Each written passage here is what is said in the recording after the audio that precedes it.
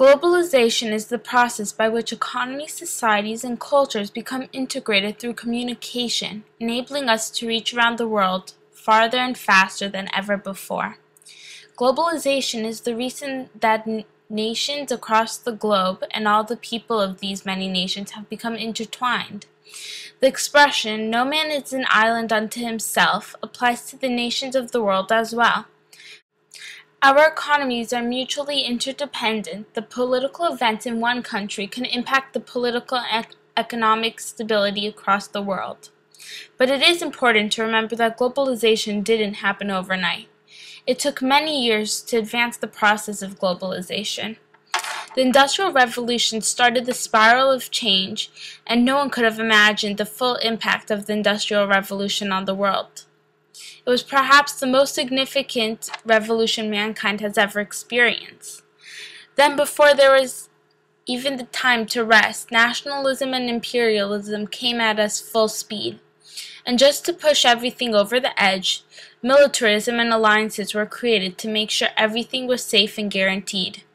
Once started, the process of globalization has continued unabatedly for over 300 years. Like a wheel ever turning, the effects begun so long ago and continue even as we speak. The Industrial Revolution was the first major event that really contributed to globalization.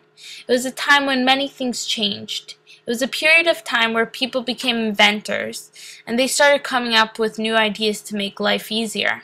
New machines were invented that lightened the workload for people, though once all the machines were created, people needed to start opening new industries that had never been in existence before. Once those businesses were developed, new factories were opening up in order to make all the goods that were in demand. By having the factories opening up away from farms where most people lived and worked, there was a high demand for transportation. Because all the people that lived out in the rural areas were now working in factories, creations like the steam engine, locomotives, and railways provided transportation. Nevertheless, people started moving closer to the factories so that they would be near their job. As a result of people moving closer to the industrial area, convenience stores and the basic luxuries were opening up by the factories. Because of the huge amount of people moving towards the newfound industrial area, they were becoming urbanized, which is the process making areas very city-like. After the Industrial Revolution, many people finally realized all the possibilities that were opened up to them. Their visions of the world grew in a matter of years. The inventions that were created impact every aspect of people's lives.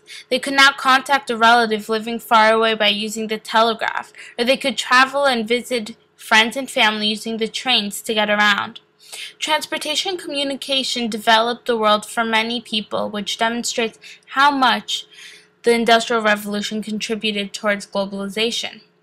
Nationalism was one outcome of the Industrial Revolution.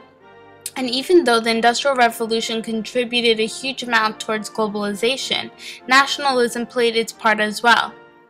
Nationalism is the pride that countries were feeling once the Industrial Revolution was over. Each country was so proud of their nationality, and they felt as if they should all celebrate. There were two types of nationalism, liberal and ethnic. While liberal nationalism accepted everyone, ethnic nationalism was more like an exclusive group that could only be joined if common beliefs and cultures were shared. Ethnic nationalists started creating nation-states, which are groups of people with common beliefs and cultures coming together. Each person that lives in a nation-state has a similar history and upbringing while sharing the same culture, language, and religion. Everyone believed that their nationality was the best, and so people from different backgrounds were often not accepted. These minorities were discriminated against and were forced to move or assimilate.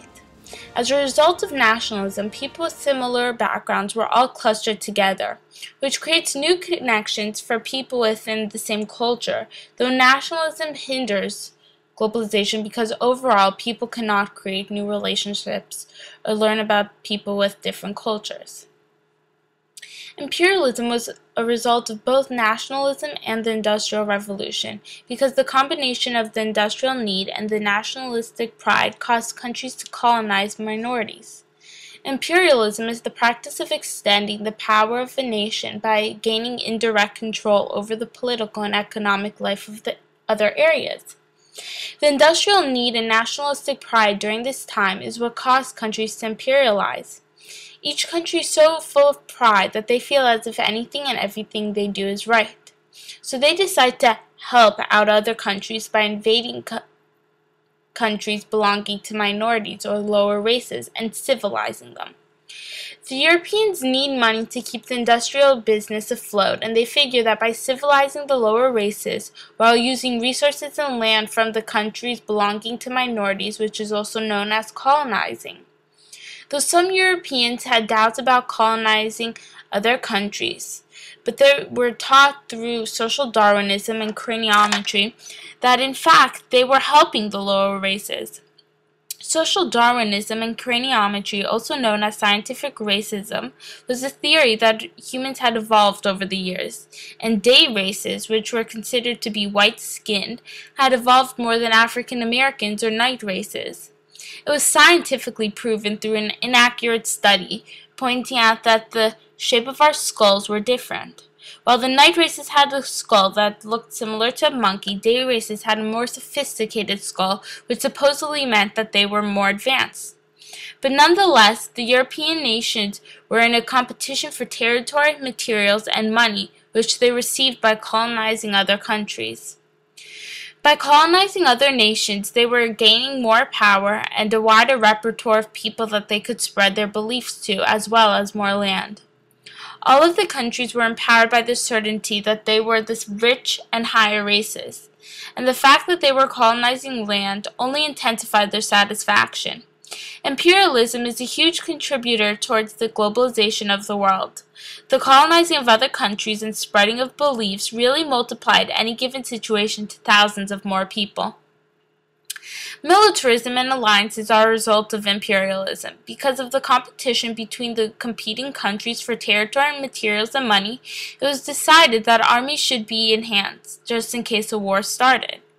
So most countries started building up their army, and it occurred to others that maybe it would be a smart idea to strengthen their armies too.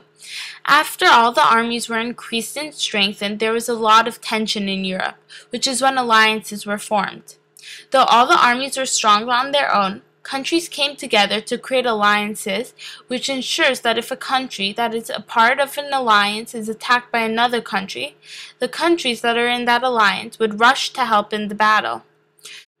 Though militarism isn't a contributor towards globalization, alliances are. The alliances combine countries' goals together in the time of need, which helps them fight together for one cause. News becomes more global because even though something might not directly affect a person, that person will become affected indirectly because the news of one place will now have an effect all around the world.